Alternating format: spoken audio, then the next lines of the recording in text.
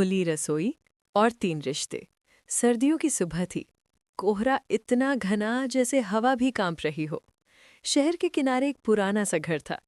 घर में रहते थे बस 3 लोग, सास शारदा देवी, उनका बेटा राहुल और नई बहू काजल।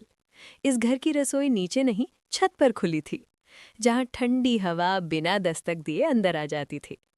कभी इसी खुली रसोई में शारदा देवी खुद खाना बनाती थीं, लेकिन अब उम्र बढ़ चुकी थी, हड्डियां जवाब देने लगी थीं। एक दिन उन्होंने बेटे से कहा, राहुल, अब मुझसे इस ठंड में ऊपर खाना नहीं बनता, शरीर साथ नहीं देता। राहुल कुछ नहीं बोला। वो समझ रहा था, पर बोल नहीं पा रहा था।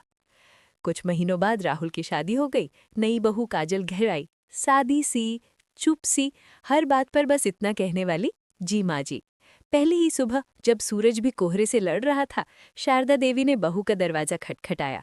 बहू, उठ जा, ऊपर रसोई में नाश्ता बनाना है, राहुल को ऑफिस जाना है। काजल ने बिना कुछ कहे सर झुकाया। जी माँ जी। काजल जैसे ही छत पर पहुंची, उसका शरीर कांप उठा। हवा तेज थी, कोहरा गाढ़ा था और ठंड सीधे हड्डियों में उतर रही थी। चूल्हा जलाते हुए वो मन ही मन बोली, इतनी ठंड में यहाँ खाना बनाना, शायद माँ जी भी यही झेलती रही होंगी। दिन बीतते गए, काजल रोज ऊपर रसोई में जाती रही, बिना शिकायत, बिना आंसू दिखाए।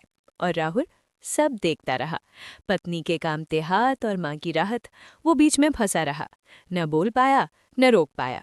एक दिन ठंड और बढ़ गई। काजल के हाथ सुन्न हो चुके थे। तवा उठाते समय हाथ फिसला और गरम तवे से लग गया। आह! काजल की चीख छत पर गूंज गई। राहुल दौड़ता हुआ ऊपर आया। उसने देखा काजल रो रही थी, हाथ जला हुआ था और आंखों में डर भरा था। उसी पर शारदा देवी भी ऊपर पहुंची। बहू की हालत देखकर वो वहीं रुक गईं। उन्हें अपनी ही बात याद आई, इस ठंड में मुझसे ऊपर खाना नहीं बनता।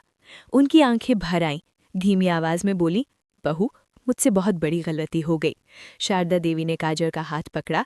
मैं अपने आराम में ये भूल गई कि तू भी किसी की बेटी है। फिर बेटे से कहा, राहुल, आज ही नीचे रसोई बनवाओ, अब इस घर में कोई भी ठंड में ऊपर नहीं जाएगा। कुछ ही दिनों में रसोई नीचे आ गई। अब ठंड बाहर थी, घर के अंदर नहीं। शारदा देवी और काजल साथ बैठकर खाना बनाने लगी और राहुल दोनों को मुस्कुराते देख चुपचाप खुश रहने लगा। कहानी यही खत्म होती है, पर एक सीख छू जाती है।